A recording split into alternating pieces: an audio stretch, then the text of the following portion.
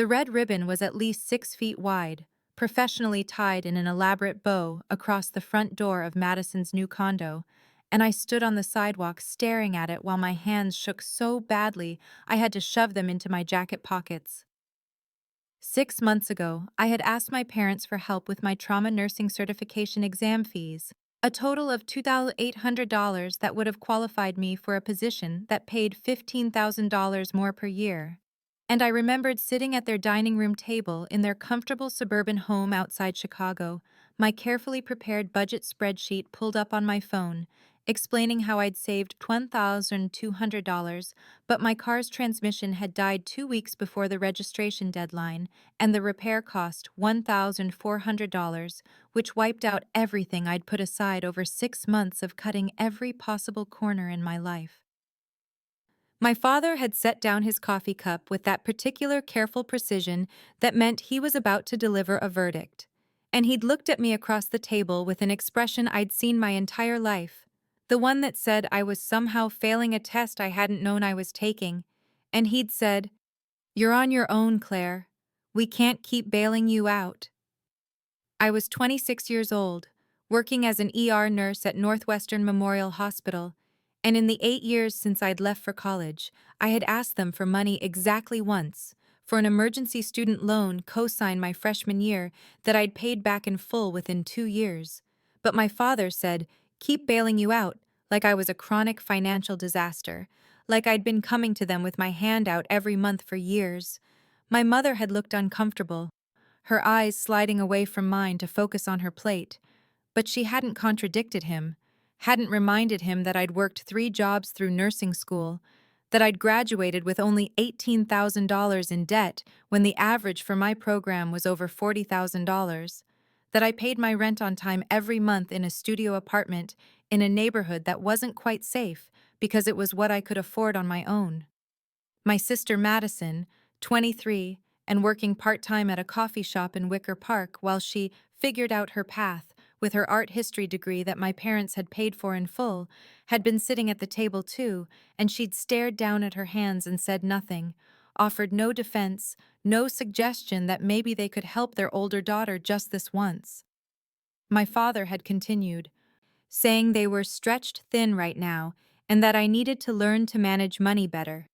And I had left their house with my face burning and taken out a loan at 18% interest 2 days later because I needed that certification, needed the career advancement, needed to prove I could make something of myself even if they wouldn't invest a single dollar in helping me do it. Now, I stood looking at that massive red ribbon, that celebratory declaration of achievement and support, and I knew with absolute certainty that it represented more money than I'd ever asked them for in my entire life, more money than they'd ever considered giving me, and the price tag that flashed through my mind was $425,000 for a 2-bedroom condo in Lincoln Park, which meant a down payment of at least $85,000, and my parents had told me they were stretched too thin to help with $2,800. Before continuing the story, please subscribe. I need to reach 1,000 subscribers to be able to bring you stories like this every day. For you, it's just a click, but for me, it means a lot. I had always been the responsible one, the child who learned early not to ask for things because asking meant being told no or being made to feel like the request itself was evidence of some fundamental failure in character. Growing up, I'd watched Madison receive an endless stream of yes responses while I received lectures about self-sufficiency, and I'd internalized the message that my worth was measured by how little I needed from anyone, how completely I could manage on my own, how invisible I could make my struggles. When I'd gone to nursing school at the University of Illinois in Chicago, I'd worked as a hospital receptionist during the day, a waitress 3 evenings a week, and did data entry from home on weekends, sleeping maybe 5 hours a night and studying in the stolen moments between shifts, and I'd been proud of my $18,000 in debt at graduation because I'd done it almost entirely alone. Madison had gone to a small private liberal arts college downstate, her full tuition of $52,000 per year paid without question. And during her junior year, she'd spent a semester in Paris studying at the Sorbonne, a program that cost my parents an additional $18,000 when you factored in housing and the travel expenses. And when she'd come home, she'd shown us hundreds of photos of cafes and museums and weekend trips to Barcelona and Amsterdam. When I graduated with my nursing degree, the ceremony was on a Saturday in May, and my parents had attended and taken me to lunch afterward at a modest Italian restaurant where my father spent most of the meal checking his phone, and then they'd left by 2 in the afternoon because Madison needed help moving out of her dorm and into her sorority house 3 hours away. And I'd spent the rest of my graduation day alone in my apartment, eating leftover pasta, and wondering why I'd expected anything different. My first apartment after graduation had been a fourth-floor walk-up studio with a window that looked onto a brick wall, furnished entirely with items I'd found at estate sales and on Craigslist, a sagging couch that cost me $40, and a kitchen table I'd sanded and painted myself. And I'd been proud of it because I'd created it with my own money and my own effort. But Madison's first apartment had come with a $3,000 budget from our parents for Pottery Barn furniture, her bedroom set alone costing more than everything I owned combined.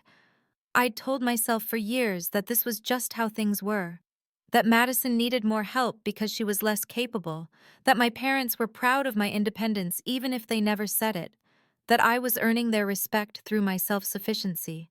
But standing in front of that red ribbon, I understood with sudden and complete clarity that I'd been telling myself a comforting lie to survive the truth that they simply valued her more than they valued me. My boyfriend David had noticed the pattern within 3 months of dating me, had gently pointed out the discrepancy after my mother's birthday dinner when she'd gushed over Madison's generic gift card, but barely acknowledged the custom photo album I'd spent weeks creating, and I'd defended my parents reflexively, insisting that they were just different with each of us, that they trusted me to be fine on my own. But David had looked at me with such sadness and said, "Claire, being trusted to be fine alone isn't the same as being supported." The trauma nursing certification was something I'd been planning for 18 months, a credential that would qualify me for higher acuity patients and leadership responsibilities in the ER, and came with a salary increase of $15,000 per year, and I'd done the math carefully in a spreadsheet that I'd updated every month, tracking my savings against the total cost of $20,800, which included the exam fee, the required preparatory course, and the study materials. I'd been setting aside $200 from each paycheck, cutting back on everything I could think of, buying generic groceries and skipping the coffee shop near the hospital, and wearing my scrubs until they were thin enough to see through because new ones cost $45 per set. And by March, I had $1,100 saved and was on track to register for the June exam with enough left over for the prep course that had a 92% pass rate. Then my car made a grinding noise on my way to work on a Tuesday morning, a sound like metal tearing itself apart, and the mechanic called me 3 hours later to tell me the transmission was gone and the replacement would cost $1,400. And I'd sat in the break room at the hospital with my head in my hands, trying to figure out how I could possibly manage without a car in a city where I worked night shifts that ended when the trains weren't running safely. I paid for the transmission repair and watched my certification savings disappear. And then I did something I'd sworn I wouldn't do, and called my parents to ask if they could loan me the money, emphasizing loan because I had no intention of taking anything I didn't pay back, and they'd invited me to Sunday dinner to discuss it properly, which should have been my first warning that the answer was already no. I'd sat at their dining room table the following Sunday with my budget pulled up on my phone, showing them my expenses and my savings rate, and the projected salary increase that would let me pay them back within 6 months.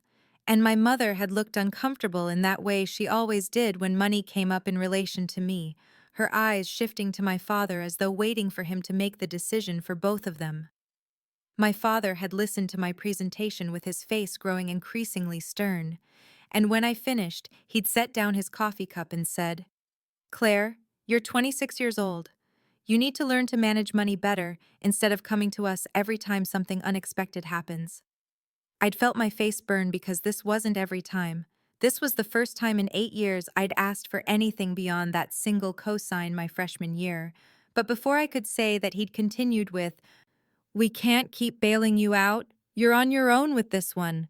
And the phrase "keep bailing you out" had hit me like a physical blow because it rewrote history into something that had never happened, turned my years of self-sufficiency into a pattern of dependence that existed only in his mind. Madison had been there at the table, picking at her brunch and saying nothing, her silence somehow worse than if she'd actively agreed with them. And when I'd tried one more time to explain that this was an investment in my career, that the salary increase would more than justify the cost, my father had said they were stretched thin right now and couldn't spare the money, which I'd accepted at face value because why would my parents lie to me about their financial situation? I'd left their house humiliated and angry at myself for asking, for needing anything, for not somehow anticipating the transmission failure and saving more.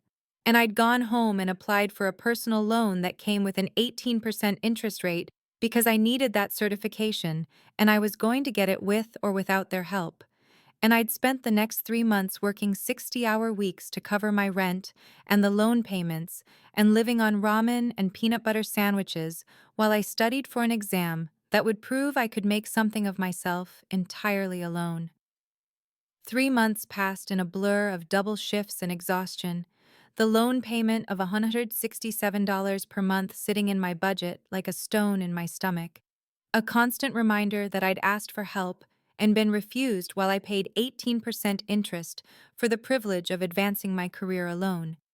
And during those months, the small slights that had always been there seemed to sharpen into something I couldn't ignore anymore, no matter how much I tried.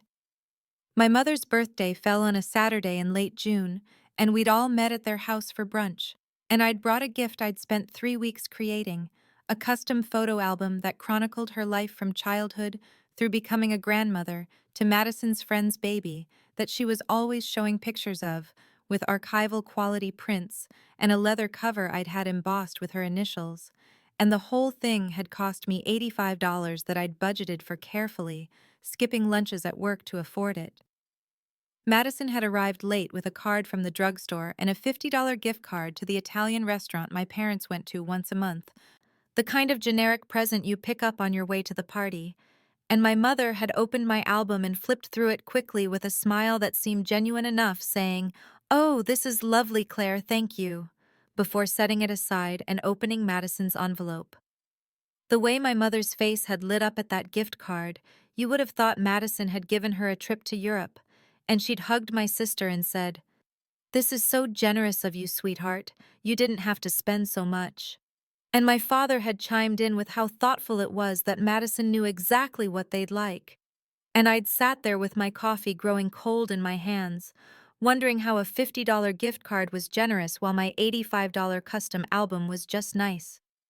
2 weeks later, the family text chain that usually consisted of my mother forwarding recipes and my father sending articles about Chicago crime rates suddenly came alive with Madison's message. "Looking at condos this weekend. So exciting. Any neighborhoods I should consider?" And I'd stared at my phone during my lunch break in the hospital cafeteria, feeling my stomach drop, because Madison worked as a shift supervisor at a coffee shop making maybe $32,000 a year and had never, to my knowledge, saved money for anything in her life. I'd typed and deleted 3 responses, trying to find the right tone that was supportive and sisterly rather than bitter, and finally sent back, "Lincoln Park is beautiful, but pricey. Maybe look at Bucktown?" While my mind raced with calculations about how she could possibly afford a down payment and closing costs and monthly mortgage payments on her salary, and the unfair, ugly feeling that rose in my chest made me ashamed. Because wasn't I supposed to be happy for my sister? Wasn't this jealousy? Exactly the kind of toxic emotion that proved my parents were right to think better of Madison than of me. That night, I told David about the text chain while we cooked dinner in my cramped kitchen, and he'd been quiet for a long moment before saying, "How is she planning to buy property?" And I'd said, maybe she'd saved more than I thought. Maybe she was better with money than she seemed. Maybe I was just being unfair because I was still upset about the certification loan. David had stopped chopping vegetables and looked at me with that expression he got when he was trying to decide whether to push or let something go, and he'd chosen to push. Claire, your parents just told you they couldn't help with $3,000. If Madison's buying a condo, someone's helping her, and I think you know who. And I'd felt my defenses rise immediately because I couldn't let myself believe what he was suggesting, couldn't face what it would mean if he was right. I'd said, they're just different with each of us. Madison needs more help than I do. She's always needed more help. And David had put down his knife and taken both my hands and said very gently, maybe they help her more because they always have, not because she needs it more than you do. And I'd pulled away from him because the truth in those words was more than I could hold right then. Madison's call came on a Thursday evening while I was heating up leftover pasta in my microwave, watching the plate rotate under the dim yellow light while my body ached from a 12-hour shift that had included 2 cardiac arrests and a 4-year-old with a skull fracture.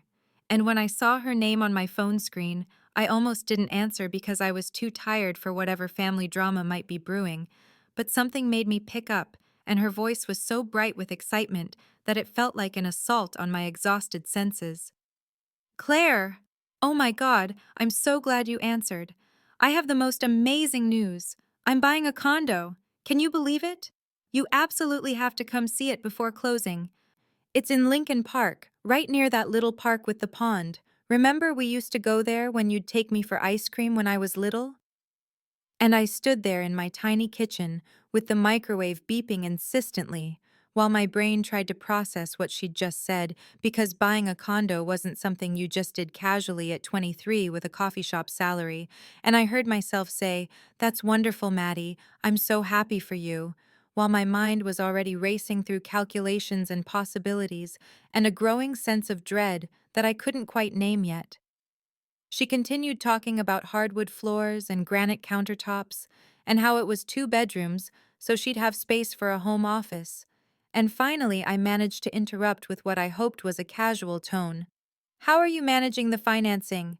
I didn't know you were saving for a down payment. And there was the briefest pause before she laughed that light, unconcerned laugh she'd always had, the sound of someone for whom things simply worked out without effort. Oh, well, I'm getting a mortgage, obviously, but Mom and Dad are helping with the down payment. Well, actually, most of it.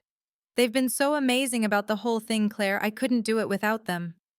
And I felt my stomach drop so fast and so hard that I had to grip the counter to steady myself, my leftover pasta forgotten and growing cold in the microwave, while the single word most echoed in my head like a scream.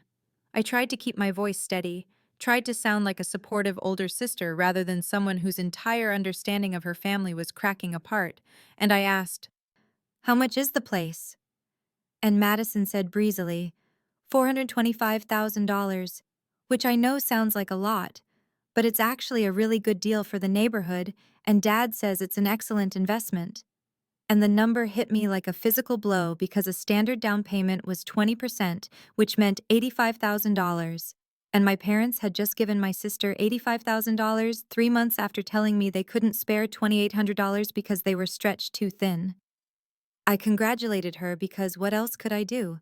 Told her I couldn't wait to see it, promised we'd get together soon to celebrate, and when I finally hung up the phone, I stood in my cramped studio apartment, where my bed was visible from the kitchen because there were no separate rooms, where I'd lived for 3 years because I couldn't afford anything bigger while paying down my nursing school loans and covering my expenses, and now making payments on that certification loan with its 18% interest rate. And I did the math over and over in my head, hoping I was wrong, hoping there was some explanation I was missing, but the numbers didn't change no matter how many times I calculated them. My hands were shaking when I called my mother, not even sure what I was going to say, just needing to hear her explain how this made sense, how they'd gone from, "we can't help you," to giving Madison enough money to buy a luxury condo in one of Chicago's most expensive neighborhoods. And when she answered with her usual cheerful, "Hello, dear," I didn't bother with pleasantries and just said, "Madison told me about the condo." You gave her $85,000? And the silence that followed was long enough that I could hear my own heartbeat pounding in my ears before my mother finally said in a defensive tone I'd never heard her use with me before. It's complicated, Claire. It's an investment property. Your father and I discussed it at length and decided it was the right decision for Madison's future.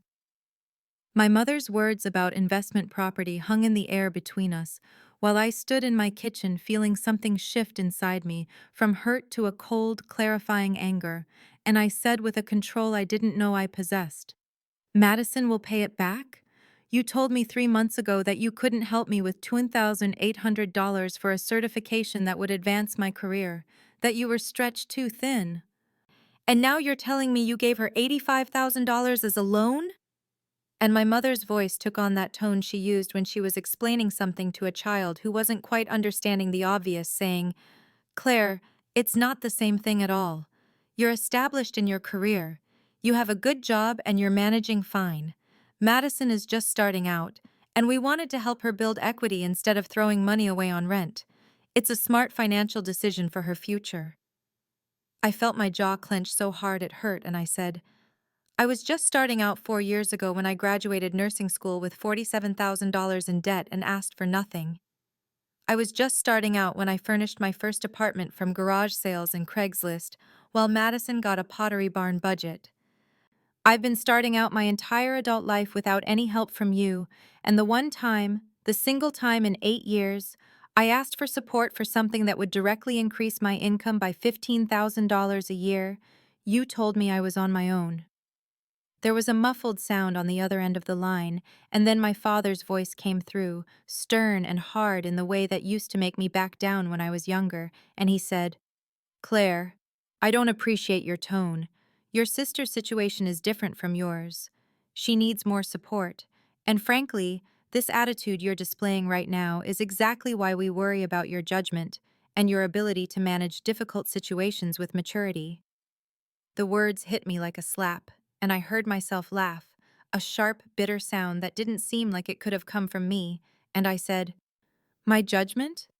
Dad, I have never missed a rent payment, never defaulted on a loan, never asked you for money except once, and you're questioning my judgment while you just gave $85,000 to Madison, who has never held a job for more than a year and has no concept of financial planning?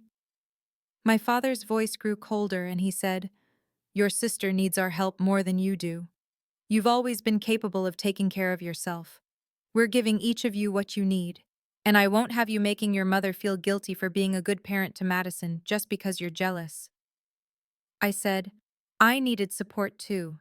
I needed you to believe I was worth investing in. I needed you to see that just because I could survive alone doesn't mean I should have to. And my mother said something in the background that I couldn't hear, and my father responded, Claire, this conversation is over. When you're ready to be reasonable and stop attacking us for helping your sister, we can talk. And the line went dead before I could respond. I stood there with my phone in my hand, shaking so hard I had to sit down on my kitchen floor. And when David came home 20 minutes later, he found me there and didn't ask questions, just sat down beside me and held me while I cried with a kind of deep, wrenching grief for the relationship I'd always wanted with my parents and the dawning realization that it had never existed and never would, that I could be perfect and responsible and capable and independent, and it would never be enough because they had already decided what I was worth, and the number was less than what they'd given Madison for a down payment, less than what they'd spent on her semester in Paris, less than anything that mattered. Madison's text came 2 weeks after that devastating phone call with our parents, a simple message that said, Closing is done. Come celebrate with us Saturday at 2 p.m., followed by her new address in Lincoln Park. And I stared at it for a long time while sitting in the ER break room during a rare, quiet moment between traumas, trying to decide if I could handle being in the same room with my parents after everything that had been said, after the way my father had dismissed my pain and my mother had defended their choices as good parenting. David found me that evening still turning it over in my mind, and when I showed him the invitation, he was quiet for a moment before saying, Do you want to go? And I realized I didn't know the answer because part of me wanted to hide from the evidence of their favoritism, while another part of me refused to let them make me ashamed of my hurt, refused to be the one who stayed away while they celebrated Madison as if nothing had happened. David said gently, "Don't let them make you hide, Claire. You have nothing to be ashamed of." And something in those words steadied me enough that I texted Madison back a simple, "I'll be there," even though my stomach churned at the thought of walking into that condo that represented everything I'd been denied. Saturday arrived cold and gray, typical Chicago April weather that couldn't decide between winter and spring, and I drove to Lincoln Park with my hands tight on the steering wheel while David sat beside me offering silent support. And when we turned onto Madison's new street with its elegant brownstones and tree-lined sidewalks, I saw my parents' Mercedes already parked out front, along with several other cars I recognized as belonging to family friends and my mother's sister Patricia. The condo was a converted brownstone unit with its own entrance, and there on the door was an enormous red ribbon, the kind you see in commercials when someone receives an extravagant gift, professionally done, with a massive bow that must have cost $100 on its own. And I stood on the sidewalk looking at that ribbon, while David's hand found mine, and I calculated in my head that the ribbon probably cost more than the certification exam study materials I'd had to return because I couldn't afford them after taking out the loan. Inside, I could hear laughter and music, the sounds of celebration, and I made myself climb the 3 steps to the door and ring the bell, even though everything in me wanted to turn around and leave, to protect myself from whatever fresh pain waited inside. But then Madison was opening the door with her face flushed and happy, wearing a dress I recognized as new and probably expensive, and she hugged me saying, "You came! I'm so glad. Come in, come in. Everyone's here." And I stepped into the hardwood-floored entryway with its crystal chandelier and saw my parents standing in what must be the living room, champagne glasses in hand, my mother's arm around Madison's shoulder, in a way she hadn't touched me in years. The space was beautiful, in that effortless way that money creates. All neutral colors and expensive furniture, and the kind of art that came from galleries rather than home goods.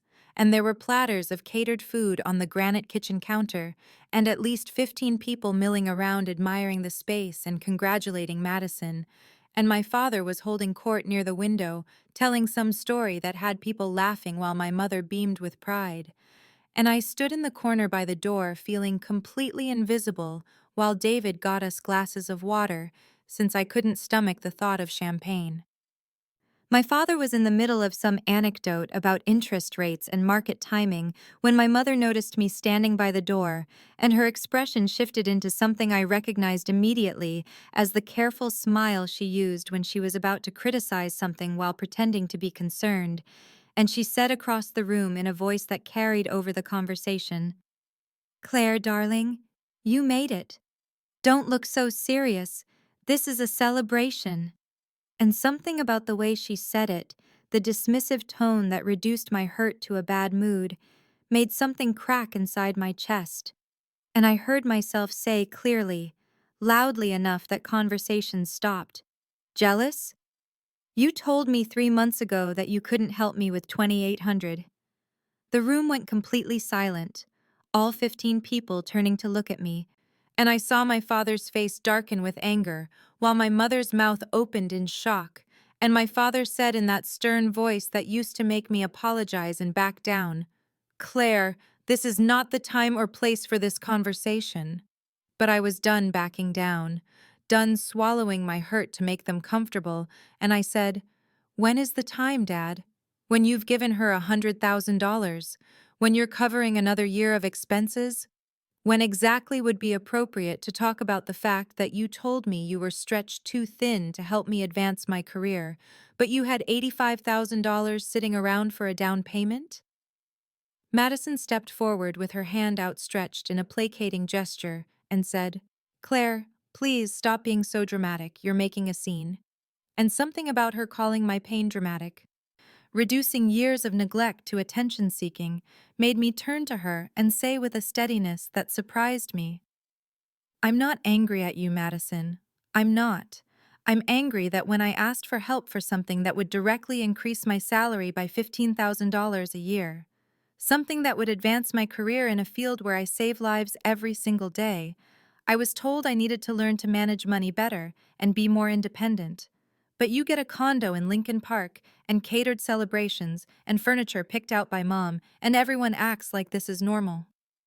My mother's face flushed red and she said, "We raised you to be independent, Claire. You've always been so capable, and frankly, you should be thanking us for teaching you to stand on your own 2 feet instead of making your sister's special day about your issues." And I laughed then, a harsh, bitter sound that came from somewhere deep in my chest, and I said, "Independent? You mean neglected? You mean overlooked?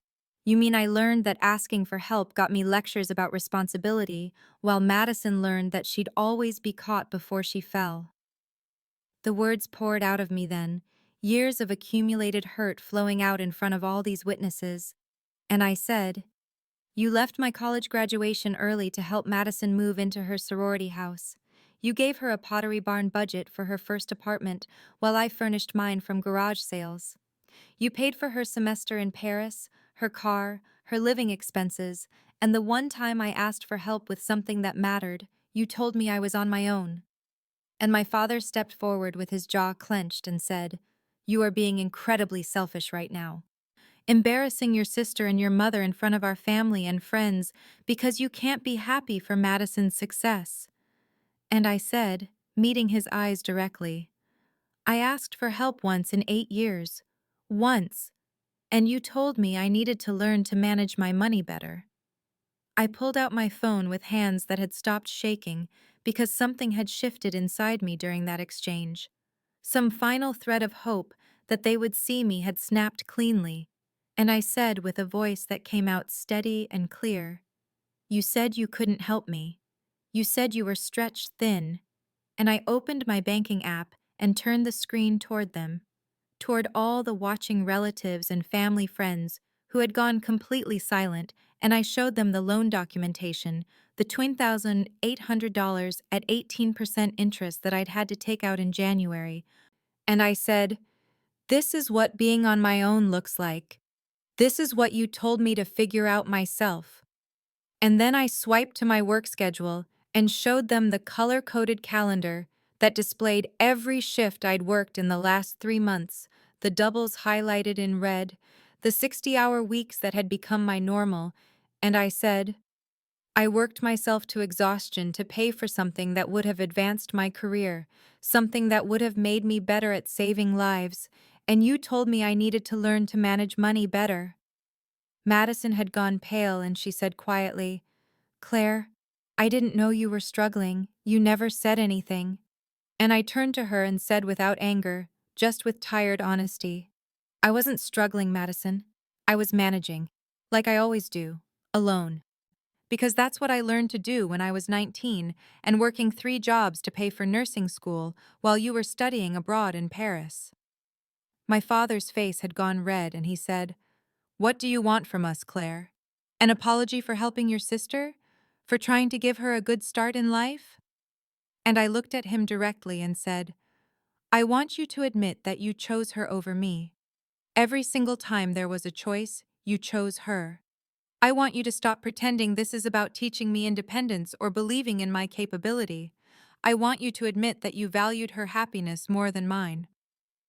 My mother made a small sound and said, "That's not fair, Claire. We love you both equally. Just because we parent you differently doesn't mean we love you less." And I felt something like laughter bubble up in my chest, bitter and painful, and I said, "Love isn't equally distributed in this family, Mom. Money talks, and it's been very clear what you think I'm worth. $2,800 was too much to invest in me. $85,000 was just the beginning for her." I set down the champagne glass I'd been holding, the one I'd never taken a single sip from, and the sound of crystal touching granite seemed loud in the silent room, and I looked at Madison and said, "Congratulations on your condo. I mean that. I hope it's everything you dreamed of." And then I looked at my parents and said, "I'm done asking you to see me. I'm done trying to earn what you gave her for free. and I turned toward the door where David was already standing with my coat.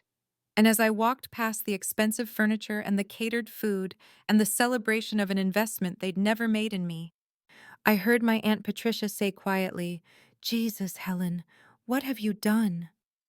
David was waiting in the car exactly where I'd left him, parked under a streetlight 3 blocks away because there hadn't been space closer to Madison's building, and when I slid into the passenger seat, I was shaking so hard I couldn't get my seatbelt buckled until he reached over and did it for me with steady hands. And he didn't ask if I was okay or what happened. He just pulled away from the curb and drove while I sat there trembling with adrenaline and something that felt like grief and liberation tangled together in my chest. My phone started ringing before we'd gone 2 miles, my mother's name lighting up the screen, and then my father's, and then my mother's again. 7 calls in the 15 minutes it took to get back to our apartment. And I watched each one buzz and light up and go silent without ever reaching for the phone. That night I lay awake while David slept beside me, his hand resting on my hip in that protective way he had, and I kept replaying the confrontation in my head, hearing my own voice saying those truths out loud for the first time, seeing the shock on my parents' faces when I'd shown them the loan documentation and the work schedule that proved exactly what being on my own had cost me. My phone buzzed at 2 in the morning with a text from Madison that said, "Can we talk? I feel terrible about everything. I didn't know it was like this for you." And I stared at those words for a long time before I typed back, "You should feel terrible." But not as terrible as I've felt for years.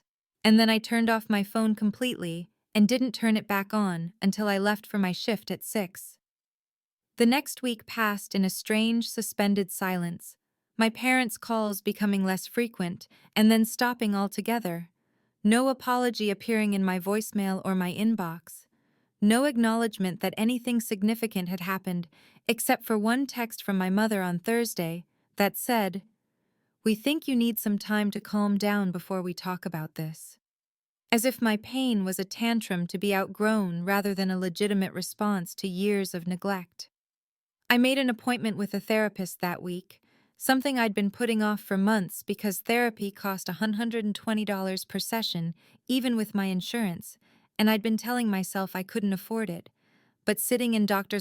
Rachel Morrison's office that first Tuesday afternoon, I realized I couldn't afford not to anymore. Couldn't keep carrying this weight of trying to earn love from people who had already decided what I was worth. I told her everything in that first session, the whole history of being overlooked and dismissed, and told I was too independent to need help. And when I finally finished talking, she looked at me with kind eyes and said, "Claire, you're not asking for equality retroactively. You're not demanding that your parents go back and give you everything they gave your sister. You're asking for acknowledgement that there was an imbalance, that you were treated differently, and that it hurt you." That's reasonable. And something about hearing those words from someone trained to see family dynamics clearly made me realize that I had spent my entire life seeking my parents' approval, measuring my worth by whether they chose to invest in me, and that I could stop. I could just stop seeking what they could not or would not give.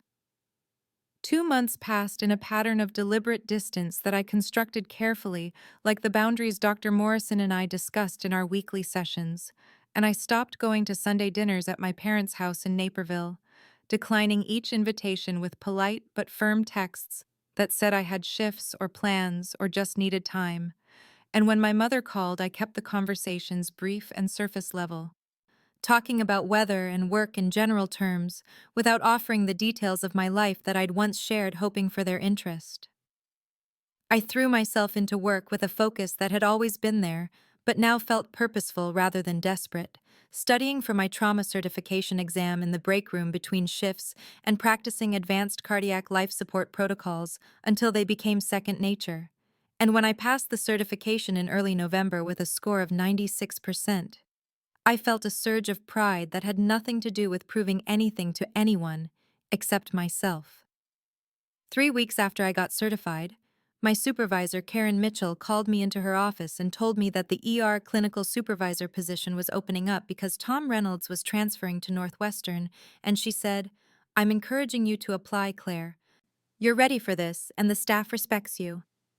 And the position came with a salary of $95,000 and leadership responsibilities that would have terrified me a year ago, but now felt like something I'd been preparing for my entire adult life. I applied on a Tuesday, interviewed on a Friday with a panel that included the chief medical officer, and got the offer the following Monday. And the first person I told was David, who picked me up and spun me around our tiny apartment kitchen and said, "I knew you'd get it. I never doubted it for a second." And the second person I told was Dr. Morrison, who smiled and said, "How do you feel?" And I realized I felt proud and capable and like I'd earned something real. I posted about the promotion on Facebook that evening, which was rare for me because I usually kept my profile quiet and professional, but I wrote a simple post that said, "Grateful to accept the position of ER clinical supervisor at Chicago Metro. Hard work pays off." And within an hour, Madison had commented with 3 congratulatory emojis, "And so proud of you, sis." But my parents' names never appeared in the comments or the likes, and I felt relief instead of hurt because I realized I didn't need their validation anymore. Didn't need to see my father's approval or my mother's pride to know that what I'd accomplished mattered. David proposed 2 weeks later on a regular Thursday night in our apartment. No elaborate plan or public spectacle, just him getting down on one knee while I was washing dishes and saying, "Claire, you're the strongest person I know, and I want to spend the rest of my life watching you prove to yourself how extraordinary you are. Will you marry me?" And the ring was a simple platinum band with a small diamond that he'd saved for over 6 months to buy. And I said yes with soapy hands and tears running down my face because I realized that I'd built a life with someone who saw me clearly and chose me every day.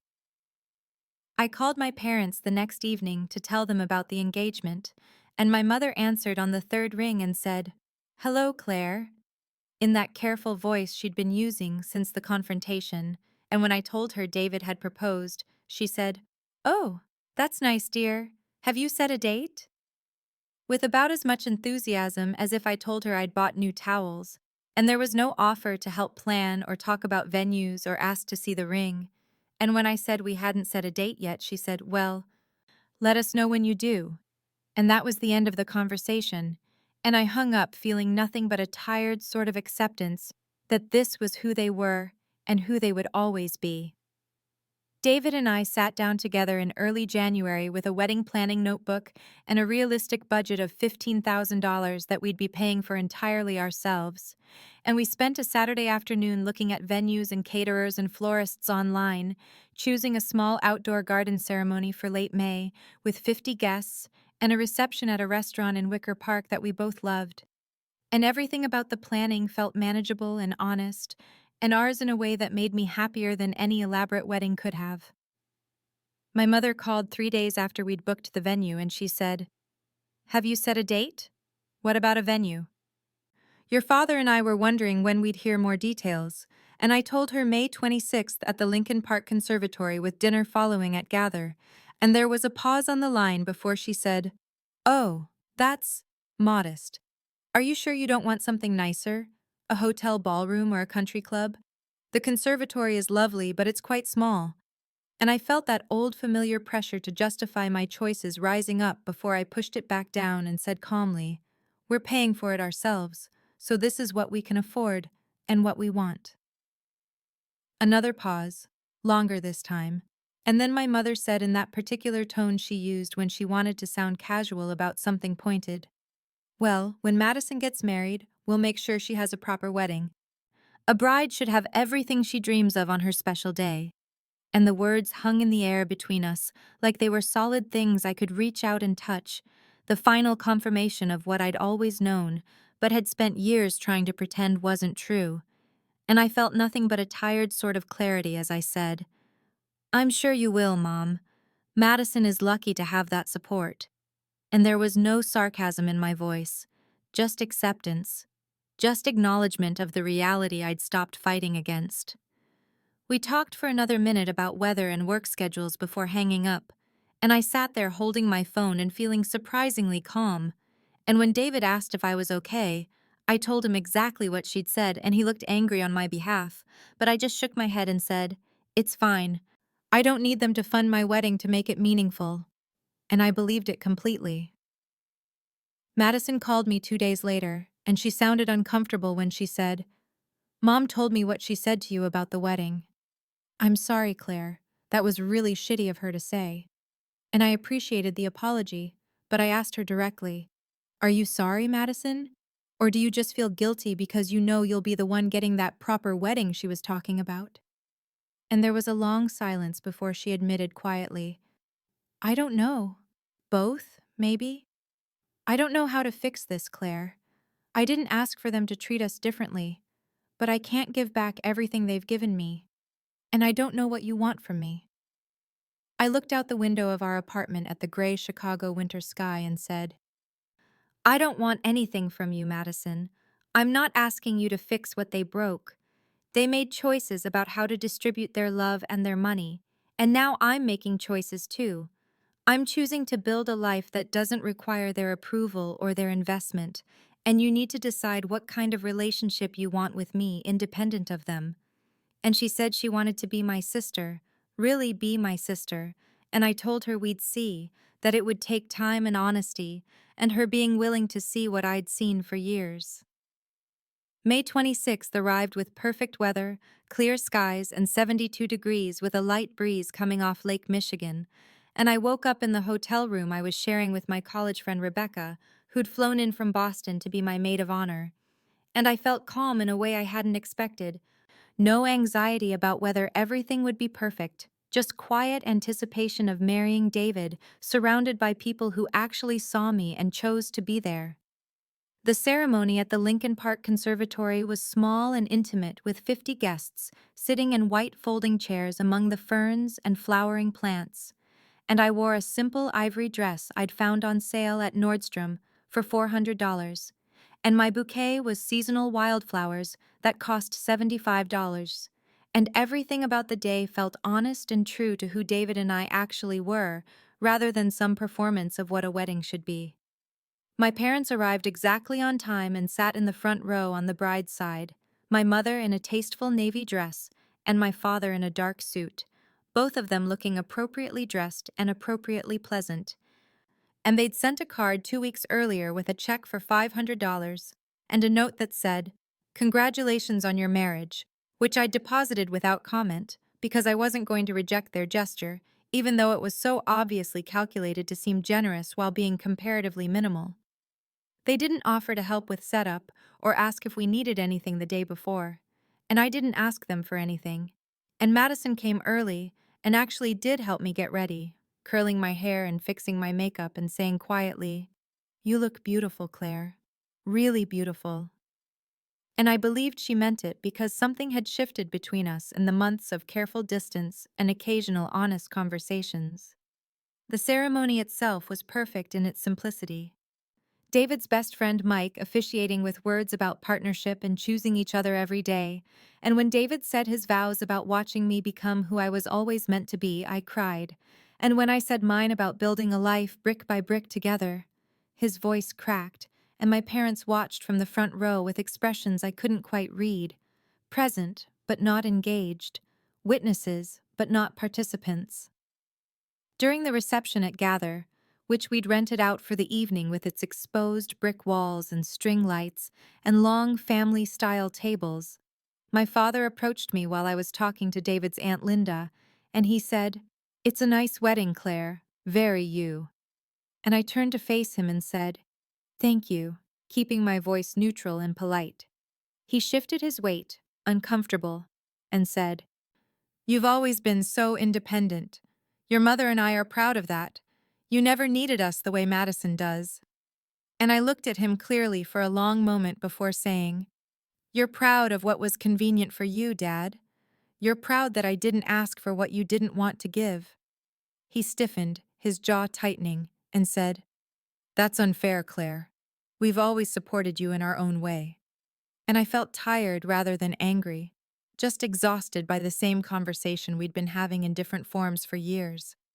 I said, "Dad, you gave Madison nearly $100,000 for a condo, and told me you were on your own when I asked for $3,000 for my career certification. You're covering her HOA fees and her furniture and her life. And you told me you were stretched thin. That's unfair." And he looked away toward the dance floor where David was dancing with his mother, and he said quietly, "We did what we thought was right for each of you. Madison needed more help. You were always going to be fine." And I realized in that moment that he actually believed it, actually thought that giving me less was somehow the right parenting choice because I'd figured out how to survive without them. I said, "And I'm doing what's right for me now, Dad, which is accepting that you'll never see that needing less help didn't mean I deserved less love, and that you'll probably never understand what that cost me." And I walked away to join my husband on the dance floor, leaving my father standing alone by the bar. And I didn't look back to see his expression because I didn't need to know if my words had landed, didn't need his understanding or his guilt or his belated recognition of what he'd done, because I'd finally learned that my worth wasn't determined by whether he could see it. 1 year into marriage, I was thriving in a way I'd never imagined possible. And in August, I was promoted again to Director of Emergency Services at Northwestern Memorial with a salary of $125,000 and a leadership team of 12 people reporting to me. And when I got the offer, I called David first, and he took me out to dinner to celebrate at a nice steakhouse in River North, where we ordered champagne and made plans for the future we were building together. In October, we bought a house in Oak Park, a modest 3-bedroom bungalow with a small yard and good bones that needed some cosmetic work, and we paid for it entirely with our combined savings and a conventional mortgage that we could comfortably afford. No parental help required or requested. No red ribbon on the door when we moved in. No fanfare except David carrying me over the threshold while I laughed, and our dog Scout barked excitedly in the empty living room. Madison had been reaching out more frequently over those months, texting me photos of her garden or asking advice about work, or just checking in with thinking of you messages that felt genuine rather than obligatory, and our relationship was cautiously rebuilding into something that felt more honest than it ever had before, two adults choosing each other rather than just being assigned as sisters by birth. She came over to help us paint the bedroom in November, and while we were rolling soft gray paint onto the walls, she said quietly, "I didn't realize how differently they treated us until you stepped back. I thought I don't know, I thought everyone's family worked like ours did, but watching you create all this without them made me see what you've been saying all along." And I appreciated her honesty, even though part of me wanted to say that it had taken her long enough to notice what had been obvious for decades. 2 weeks before Thanksgiving, Madison called me crying, and when I answered, she was barely coherent.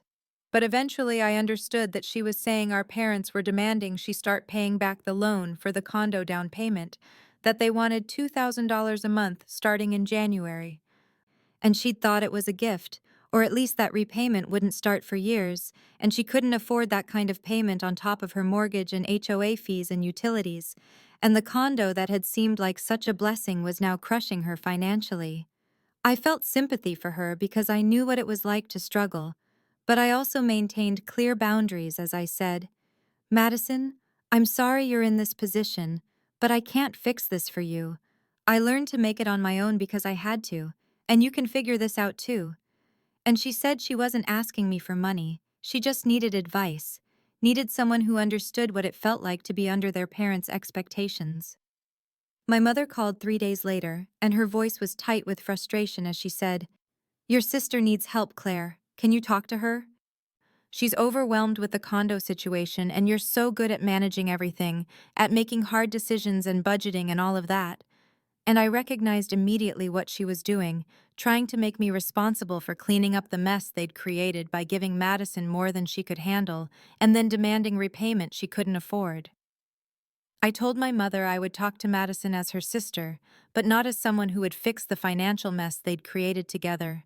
And the next day, I met Madison at a coffee shop in Wicker Park, and she looked exhausted and anxious as she explained that the condo was drowning her, that she'd picked up extra shifts at the coffee shop and started freelancing on the side, but still couldn't make the numbers work if she had to pay our parents back $2,000 a month on top of everything else. I listened and then said clearly, Madison, I'll be your sister and I'll support you emotionally, but I won't clean up their mess or bail you out financially. I learned to make it on my own because I had to, and that's what you need to do now too. And I could see it hurt her, but she nodded and said she understood, that she was beginning to see the pattern of how they'd set her up to be dependent while forcing me to be independent, and how neither approach was actually healthy parenting. 2 weeks later, my parents called and asked if they could come to our house in Oak Park for dinner, their first visit since we'd moved in, and I agreed with clear internal boundaries about what I would and wouldn't tolerate. And when they arrived on a cold December evening, my father walked through our modest home and said, You've done well for yourself, Claire. It's a nice place. And I responded evenly, Yes, I have, on my own. And my mother added with that particular tone she used when she wanted to sound supportive while actually being condescending. We always knew you'd be fine, dear. You've always been so capable. After dinner, I asked them to sit down in our living room and I said, I need to say this once, clearly, and then we either move forward with honesty or we don't move forward at all. And I outlined the discrepancy in how they'd treated Madison and me. The $100,000 versus the rejection of $3,000, the years of watching her receive what I was denied, the cumulative message that I wasn't worth their investment or attention or pride, and I said, I don't need your money and I never did. What I needed was for you to see me as worthy of investment, worthy of the same consideration you gave her without question. My father was defensive immediately, saying they'd made the choices they thought were right, but my mother was quieter, and after a long silence, she said in a voice I'd never heard from her before, small and honest, We failed you. I see that now. We thought we were helping you become strong, but we were taking the easy path with you because you never demanded anything. And it wasn't a full apology, and it didn't erase decades of hurt, but it was acknowledgement, and that was something I'd never had before. I set clear terms for moving forward, mutual respect, no more comparisons between Madison and me, no more assumptions that I didn't need support just because I'd learned to function without it, and they agreed with visible discomfort, but they agreed. And when they left that night, I felt something shift inside me, not forgiveness exactly, but a kind of peace that came from finally being heard. 3 months later, I was at work in the ER during a particularly brutal night shift when a teenage girl came in with a stab wound to the chest, and I ran the trauma response with my team, calling orders and managing the chaos and ultimately saving her life. And in the moment when her heart rate stabilized and I knew she would make it, I felt the truth settle into my bones. My worth had never been determined by my parents' inability to see it, and everything I'd built, my career, my marriage, my home, my sense of self, was more valuable precisely because I'd built it alone, brick by brick, without their help or validation. I drove home that morning as the sun was rising over Oak Park, and David was making coffee in our kitchen, and Scout was wagging his tail in greeting, and I realized that the memory of that red ribbon on Madison's door had finally lost its power over me, replaced by pride in every modest, hard-won piece of the life I'd created for myself. And I thought about how I'd spent so many years believing I had to earn love through perfection and independence, when the truth was simpler and harder. Some people will never see your worth no matter what you achieve, and learning to see it yourself is the only victory that actually matters.